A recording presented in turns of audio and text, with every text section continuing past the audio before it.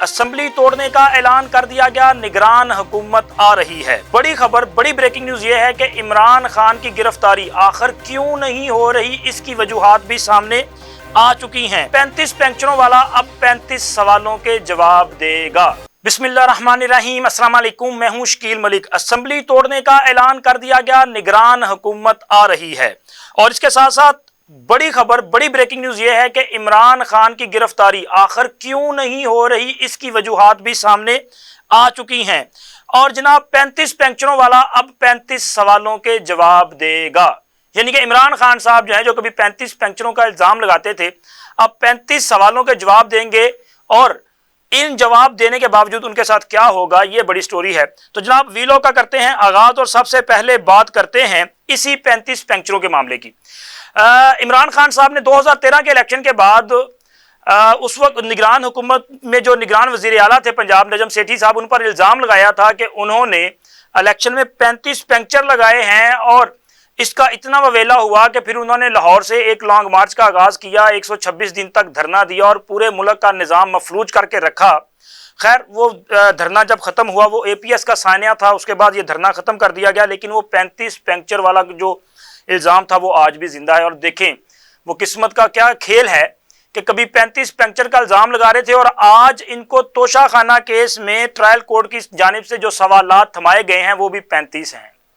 इनको कहा गया है कि ये ज़रा 35 सवालात के जवाब दें, क्योंकि उस केस में तमाम जो गवाहान हैं उनकी शहादतें रिकॉर्ड हो चुकी हैं, हतमी मराहल में है। इमरान खान साहब ने वहाँ पे अपना बयान रिकॉर्ड नहीं करवाया, उनके वकला को वो सवालात दे दिए गए हैं। ये सवालात मजमूई तौर पे उनका जो बयान हल्फी है उससे मुतल्लिका हैं, जो उन्होंने 2017-18 से 2021 तक जमा करवाए हैं। उनके जो रिटर्न्स हैं, जो टैक्स जो उनके वो तमाम जो उन्होंने अपने सासाजात जमा करवाए हैं, उनके मुतल्लिक तफसीलात मांगी गई हैं। इसी तरह शिकायत कानूनदा के मुतल्लिक उनसे दरियाफ्त किया गया है और उनकी जो इन पर इल्ज़ामात है इस हवाले से पूछा गया है। इस तरह तहाइफ जब इन्होंने लिए वो बेचे, उनकी तफसीलात इनसे मांगी गई हैं, किसको बेचे और उसकी रसीदें जो हैं वो कहाँ, चूंकि ये सब में फंस जाएंगे ना। अब वो तहाइफ तो इन्होंने बेचे कहीं और, रसीदें कहीं और की लगा दी, लेने वाला कोई और था और बता दिया जी खरीदने वाला ये है, तो ये सारा मामला था तो झूठ। तो अब खान साहब से उस पर जो है वो 35 सवालात हैं। अब देखें खान साहब उनके जवाब क्या देते हैं, लेकिन जवाब कुछ भी दें, इस मामले में इमरान खान साहब जो है वो बुरी तरह फंस चुके हैं।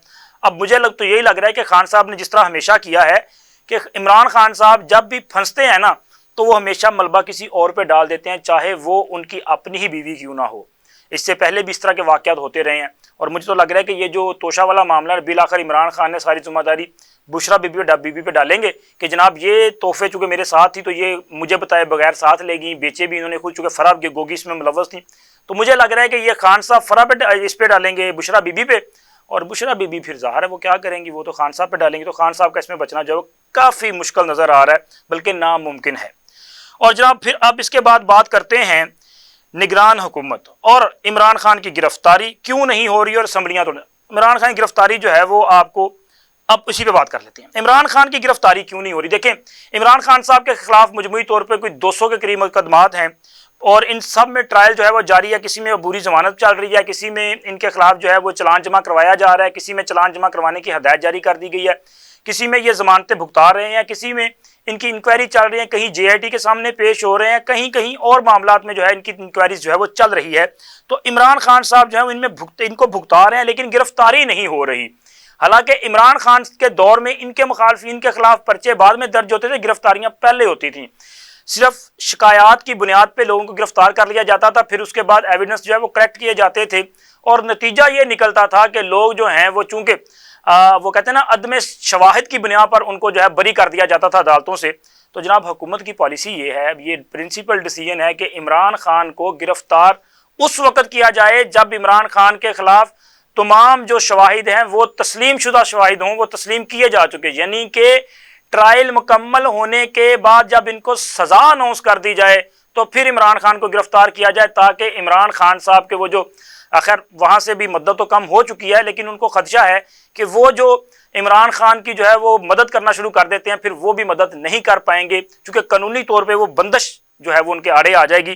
तो लिहाजा हुकूमत की पॉलिसी ये है, ये बड़ी खबर थी कि इमरान खान को इसलिए गिरफ्तार नहीं किया जा रहा कि इनके खिलाफ हुकूमत चाहती है कि ट्रायल मुकम्मल हो اور سزا جب سنائی جائے تو پھر عمران خان جو ہے وہ سزا پوری کرنے کے لیے ان کو پکڑا جائے اور جیل میں ڈال دیا جائے، اور اس بات کی تصدیق خود وفاقی وزیر داخلہ رانا ثناء اللہ بھی کر چکے ہیں۔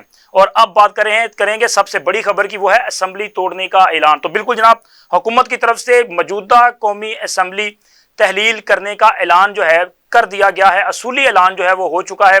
وفاقی وزیر داخلہ رانا ثناء اللہ جو ہے، ان کا کہنا ہے کہ 9 اگست کو قومی اسمبلی تحلیل کر دی جائے گی، یعنی کہ یہ اپنی میعاد سے، اپنی آئینی مدت سے پہلے تحلیل کر دی جائے گی، اور آئندہ انتخابات آئینی طور پہ 90 روز میں کروانا مقصود ہوں گے۔ 9 کو اگر اسمبلی تحلیل کی جاتی ہے تو اس کا مطلب ہے کہ 9 نومبر تک انتخابات جو ہیں وہ کروائے جائیں گے۔ اب انتخابات واقعی 9 نومبر کو ہوتے ہیں یا نہیں ہوتے، یہ تو آنے والا وقت ہی بتائے گا، کیونکہ میں نے اس سے پہلے جو میرا کل کا ویلاگ تھا اس میں بڑی ڈیٹیل کے ساتھ بات کی تھی کہ حالات کچھ اچھے نہیں ہیں۔ اس سے پہلے بھی میں نے ایک ویلاگ میں کہا تھا کہ اسٹیبلشمنٹ اور میاں نواز شریف جو ہے وہ آمنے سامنے، تو وجہ یہی ہے کہ اصل معاملہ ہے نگران سیٹ اپ اور اس کے ساتھ ساتھ اگلے الیکشن کا۔ تو اسمبلی تو خیر توڑ دی جائے گی اور اسمبلی کے بعد اگلے انتخابات کی طرف معاملہ جو ہے وہ چلا جائے گا، لیکن نگران سیٹ اپ کے حوالے سے یہ ہے کہ اسحاق ڈار صاحب کا جو نام ہے وہ آپ یہ کہیں کہ وڈرا کر لیا گیا ہے یا واپس لے لیا گیا ہے، کہ وہ وزارت عظمیٰ کی دوڑ سے شاید باہر ہو چکے ہیں۔ اب جو وزیر اعظم ہوں گے نگران، وہ کوئی اور شخصیت ہوگی، لیکن ابھی بھی 80% چانس یہ ہیں کہ اگلی نگران کابینہ میں اسحاق ڈار موجود ہو سکتے ہیں۔ وہ وجہ پھر وہی ہے کہ IMF کا پروگرام، لیکن وزارت عظمیٰ کی دوڑ سے اسحاق ڈار جو ہیں وہ باہر ہو چکے ہیں، اور اب چونکہ جیسے ہی نگران حکومت جو ہے وہ اپنا امور سنبھالے گی اور معاملات آگے لے کے چلے گی اور ساتھ ہی ساتھ ملک میں ایکٹیویٹی شروع ہو جائے گی، تو پھر بہت ساری جو چہرے اس وقت آپ کو پردہ سکرین پہ واضح طور پہ نظر نہیں آ رہے، وہ پاکستان میں ایکٹیو دکھائی دیں گے اور پاکستان میں ایک متحرک سیاست کرتے ہوئے، اور بہت سارے اہم چہرے جن کا میں نے ذکر کیا ہے وہ آپ کو پابند سلاسل نظر آئیں گے، اور سیاست پھر کس طرف جائے گی اس کا اندازہ آپ کو بخوبی لگا سکتے ہیں۔ ملتے ہیں اگلے ویلاگ میں ایک نئی انفارمیشن کے ساتھ۔ اللہ حافظ۔